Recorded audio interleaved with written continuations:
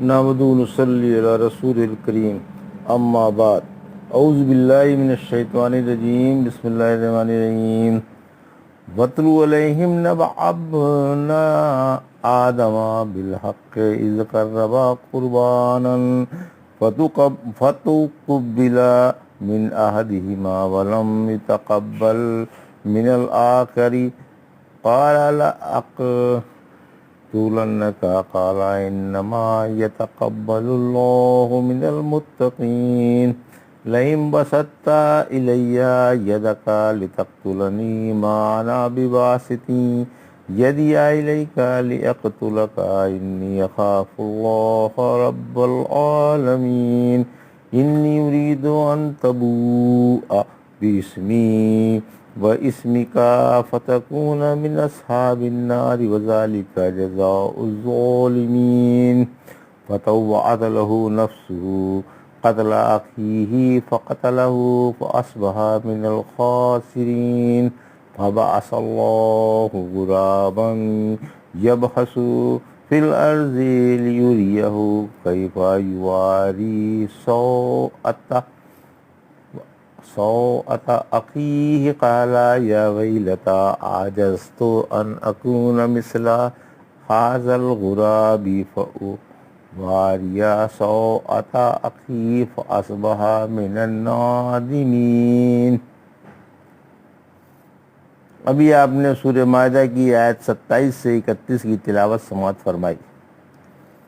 ان آیتوں کا ترجمہ اور تفسیر اس طرح: وَاتْلُ عَلَيْهِمْ نَبَأَ ابْنَىٰ آدَمَ بِالْحَقِّ إِذْ قَرَّبَا قُرْبَانًا فَتُقُبِّلَ مِنْ أَحَدِهِمَا وَلَمْ يُتَقَبَّلْ مِنَ الْآخَرِ قَالَ لَأَقْتُلَنَّكَ قَالَ إِنَّمَا يَتَقَبَّلُ اللَّهُ مِنَ الْمُتَّقِينَ۔ آیت 27: لئن بسطت إلي يدك لتقتلني ما أنا بباسط يدي إليك لأقتلك إني أخاف الله رب العالمين۔ آیت 28: إني أريد أن تبوء باسمي واسمك فتكون من أصحاب النار وذلك جزاء الظالمين۔ آیت 29: فطوعت له نفسه قتل أخيه فقتله فأصبح من الخاسرين۔ آیت 30: فبعث الله غرابا يبحث في الأرض ليريه كيف يواري سوءة أخيه قال يا ويلتى أعجزت أن أكون مثل هذا الغراب فأواري سوءة أخي فأصبح من النادمين۔ آیت 31۔ ترجمہ: آپ انہیں آدم کے دونوں بیٹوں کا سچا واقعہ سنائیں جب دونوں نے اپنی اپنی قربانیاں پیش کیں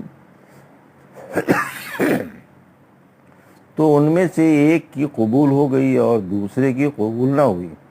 اس نے کہا میں تجھے قتل ہی کر کے چھوڑوں گا۔ دوسرے نے جواب دیا کہ حق تعالیٰ پرہیزگاروں ہی کے عمل قبول فرماتا ہے، اگر تو مجھے قتل کرنے کے لیے میری طرف ہاتھ بڑھائے گا تو میں تجھے قتل کرنے کے لیے تیری طرف ہاتھ نہ بڑھاؤں گا۔ میں اللہ رب العالمین سے ڈرتا ہوں، میں تو چاہتا ہوں کہ تو میرے اور اپنے گناہ لے کر لوٹے اور تو جہنمیوں میں سے ہو، اور ظالموں کی یہی سزا ہے۔ آخر کار وہ اپنے بھائی کے قتل پر راضی ہو گیا اور اسے قتل کر ڈالا، پھر خسارے والوں میں سے ہو گیا۔ پھر اللہ نے ایک کوا بھیجا جو زمین کھودنے لگا تاکہ اسے دکھائے کہ کس طرح اپنے بھائی کی لاش چھپائے۔ اس نے کہا بڑے شرم کی بات ہے، افسوس میں اس کوے سے بھی گزرا ہو گیا کہ اپنے بھائی کی لاش کو چھپا دیتا۔ پھر وہ سخت نادم ہوا۔ تفسیر۔ آیت 27: ظلم و حسد کا انجام۔ حق تعالیٰ سرکشی، حسد اور ظلم کا برا انجام بیان فرما رہا ہے کہ آدم علیہ السلام کے دو صلبی بیٹوں میں جن کا نام حابیل و قابیل تھا جھگڑا ہو گیا۔ دونوں نے قربانیاں اللہ کی راہ میں پیش کیں۔ حابیل کی قربانی قبول فرما لی گئی مگر قابیل کی قربانی جوں کی توں رہی۔ اس پر قابیل حابیل سے جلنے لگا۔ پھر حسد و بغاوت اور ظلم و تعدی کی یہاں تک نوبت آئی کہ پہلے تو قابیل نے حابیل کو قتل کا ڈراوا دیا، مگر جب دیکھا کہ وہ قتل سے بھی نہیں ڈرتا تو سچ مچ اس کو قتل کر ڈالا۔ مقتول کے سارے گناہ قابیل قاتل پر پڑ گئے اور وہ شہید ہو کر جنت میں جا پہنچا، اور قابیل خالی ہاتھ رہ گیا اور دونوں جہانوں میں قابل ملامت ٹھہرا۔ فرمایا کہ آپ ان باغیوں، حاسدوں، بندروں اور سوروں کے بھائیوں، یہودیوں اور ان جیسے لوگوں کو آدم علیہ السلام کے 2 فرزندوں کا سچا واقعہ سنا دیں اور کھول کھول کر سلجھے ہوئے انداز سے سمجھا دیں تاکہ ان کے خوب ذہن نشین ہو جائے۔ سورہ آل عمران کی آیت 62 میں فرمایا بلا شبہ یہ سچے واقعات ہیں۔ ان دونوں بھائیوں کا واقعہ اس طرح بیان فرمایا ہے کہ حق تعالیٰ نے وقتی ضرورت کی بنا پر آدم کو بہن بھائیوں سے شادی کی رخصت عطا فرما دی تھی، لیکن ہر حمل سے لڑکا اور لڑکی پیدا ہوتے تھے۔ ایک حمل کے بچوں کا رشتہ دوسرے حمل کے بچوں سے کر دیا جاتا تھا۔ حابیل کی بہن بدصورت تھی اور قابیل کی خوبصورت۔ قابیل نے بہن سے شادی کرنی چاہی، لیکن آدم علیہ السلام نے انکار کر دیا اور کہا کہ قربانیاں پیش کرو، جس سے قربانی قبول ہو جائے گی اسی سے شادی ہو جائے گی۔ چنانچہ حابیل کی قربانی قبول ہو گئی اور قابیل کی قربانی قبول نہیں ہوئی۔ پھر حسد کی وجہ سے دونوں میں یہ واقعات پیش آئے۔ دنیا میں سب سے پہلے قتل کی واردات قابیل حابیل کو قتل کر دیتا ہے۔ پھر قابیل نے حابیل کو قتل کی دھمکی دی کہ مجھے اس وقت چین آئے گا جب تجھے ختم کر دوں گا۔ تیرے لیے والد نے دعا کی اور تیری قربانی کی قبولیت کے لیے نماز پڑھ کر خاص طور سے دعا فرمائی، جس کی برکت سے تیری قربانی قبول ہو گئی۔ قابیل حابیل کو برابر قتل کی دھمکی دیتا رہا۔ ایک دن بکریوں میں حابیل گھرے رہے اور آنے میں دیر ہو گئی۔ باپ نے پوچھا قابیل تیرا بھائی کہاں ہے؟ بولا آپ نے مجھے اس کا نگراں نہیں بنایا، مجھے کیا خبر کہاں ہے؟ فرمایا بدنصیب جا کر اپنے بھائی کو ڈھونڈ کر لا۔ اس پر قابیل نے اپنے دل میں سوچا آج رات میں حابیل کے قتل کا اچھا موقع ہے۔ چنانچہ قابیل بھائی کو ڈھونڈنے چل پڑا۔ راستے میں حابیل سے مٹبھیڑ ہو گئی۔ یہ واپس آ رہے تھے۔ قابیل کہنے لگا کہ تیری قربانی قبول ہو گئی اور میری نہیں ہوئی، میں تجھے قتل کیے بغیر نہ رہوں گا۔ حابیل نے کہا میں نے اپنا پاکیزہ اور محبوب ترین مال پیش کیا تھا اور تو نے ردی مال۔ حق تعالیٰ پاکیزہ مال ہی قبول فرماتا ہے اور پرہیزگاروں ہی سے قبول فرماتا ہے۔ حابیل کے اس جواب سے قابیل چراغپا ہو گیا اور لوہا اٹھا کر حابیل کے دے مارا۔ حابیل نے کہا بدنصیب قابیل تو اللہ کو بھول گیا کہ وہ تیرے کرتوتوں کی تجھے کس طرح سزا دے گا۔ آخرکار حابیل کو جان سے مار کر میدان میں ڈال دیا۔ دفن کی کیفیت کا بیان آگے آ رہا ہے۔ پھر فرمایا اللہ تقوی کو دیکھتا ہے اور تقوی والوں کے عمل قبول فرماتا ہے۔ ابو دردہ فرماتے ہیں اگر مجھے یہ یقین ہو جائے کہ اللہ نے میری ایک وقت کی نماز قبول کر لی ہے تو اس سے مجھے اس قدر مسرت ہو جو دنیا وما فیہا سے بھی نہ ہو۔ یہ فرما کر آپ نے یہ آیت پڑھی۔ آیت 28 تفسیر۔ حابیل نے تقوی کی وجہ سے طاقت کے باوجود مدافعت نہیں کی۔ جب قابیل حابیل کو قتل کی دھمکی دیتا ہے اور ناحق خون بہانا چاہتا ہے تو وہ اس سے کہتے ہیں کہ میں تجھ جیسا کمینہ فعل نہیں کروں گا کہ میں اور تو دونوں گناہ میں برابر ہو جائیں۔ میں رب سے ڈرتا ہوں کہ ایسی ذلیل حرکت کروں جس کا تو نے ارادہ کر لیا ہے۔ میں صبر کروں گا، حق تعالیٰ مجھے صبر کا اجر آخرت میں دے گا۔ ابن عمر تعالیٰ فرماتے ہیں اللہ کی قسم حابیل قابیل سے زیادہ طاقتور تھے، مگر پرہیزگاری نے ان کا ہاتھ پکڑ لیا۔ اسی وجہ سے رسول اللہ صلی اللہ علیہ وسلم نے فرمایا جب 2 مسلمان تلواروں سے مقابلہ کریں تو قاتل و مقتول دونوں جہنمی ہیں۔ صحابہ نے پوچھا کہ قاتل تو ظالم تھا، مقتول بیچارہ کیوں جہنم میں جائے گا؟ فرمایا اس لیے کہ وہ اپنے حریف کو قتل کرنا چاہتا تھا۔ آیت 29۔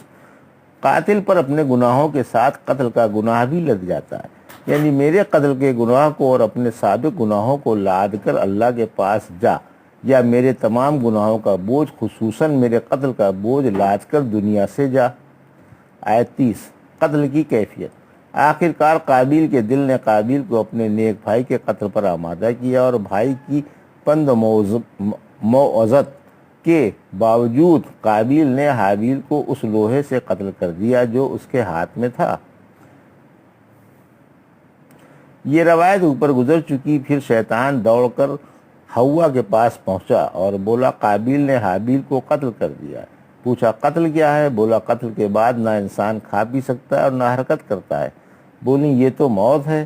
بولا ہاں، حابیل مر گیا۔ جب ہوا نے حابیل کی موت کی خبر سنی تو رونے لگی۔ آدم علیہ السلام آئے تو ہوا رو رہی تھی۔ پوچھا کیا بات ہے؟ بار بار پوچھنے کے باوجود بھی ہوا نے غم کے مارے جواب نہیں دیا۔ فرمایا اللہ کرے تم اور تمہاری بیٹیاں روتی ہی رہیں، میں اور میرے بیٹے رونے سے محفوظ رہیں۔ قاتل کے خسارے کی صورت پھر فرمایا وہ ٹوٹا پانے والوں میں سے ہو گیا، یعنی دنیا اور آخرت دونوں جہانوں میں اس کے لیے ٹوٹا ہی ٹوٹا ہے۔ رحمت عالم صلی اللہ علیہ وسلم نے فرمایا جو شخص ناحق مارا جاتا ہے اس کے خون میں آدم علیہ السلام کا پہلا بیٹا ضرور حصے دار ہوتا ہے، کیونکہ سب سے پہلے یہ طریقہ اسی نے جاری کیا تھا، بھلا اس سے بڑھ کر اور کیا خسارہ ہوگا۔ ابن عمر تعالیٰ فرماتے ہیں لوگوں میں سب سے زیادہ بدبخت وہ فرزند آدم ہے جس نے سب سے پہلے اپنے بھائی کو قتل کیا تھا۔ قیامت تک جو ناحق خون ہوگا اس میں اس سے بھی ضرور برائی کا حصہ ملے گا، کیونکہ اسی شخص نے پہلا قتل کیا۔ آیت 31 قاتل نے دفن کا طریقہ 2 کووں سے سیکھا۔ صحابہ اکرام فرماتے ہیں جب حابیل ختم ہو گئے تو کھلے آسمان کے نیچے ان کی لاش ڈال دی گئی، دفن کی خبر ہی نہ تھی۔ آخرکار اللہ نے 2 کوے بھیجے، ایک نے دوسرے کو قتل کر دیا، پھر چونچ سے گڑھا کھود کر اور مقتول کو اس میں ڈال کر اور اوپر سے مٹی ڈال دی۔ قابیل نے جب اپنی آنکھوں سے یہ ماجرا دیکھا تو شرمندہ ہو کر کہنے لگا ہائے بدبختی، میں اس کوے سے بھی گیا گزرا ہو گیا کہ اپنے بھائی کی لاش دفن نہ کر سکا۔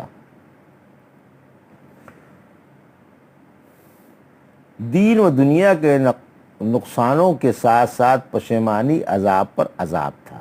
اس پر اتفاق ہے کہ یہ دونوں آدم علیہ السلام کے سلبی فرزند تھے، جیسا کہ ظاہر قرآن سے معلوم ہوتا ہے، جیسا کہ مسند احمد کی ابن مسعود رضی اللہ تعالیٰ والی مرفوع حدیث سے ثابت ہوتا ہے کہ قیامت تک جس قدر قتل ہوں گے سب میں قابیل کو حصہ ملے گا، کیونکہ اسی نے قتل کا طریقہ جاری کیا۔ حسن رضی اللہ عنہ والی مرفوع حدیث میں ہے کہ حق تعالیٰ نے تمہارے لیے آدم کے 2 فرزندوں کی مثال بیان فرمائی ہے، لہٰذا ان دونوں میں سے نیک فرزند کی پیروی کرو۔ یہ تھا ترجمہ اور تفسیر سورہ مائدہ کی آیت 27 سے 31 کا جو ابھی آپ نے سماعت فرمائی۔ بارک اللہ لی و لکم فی القرآن الحکیم و نفعنی ایاکم بآیات ذکر الحکیم۔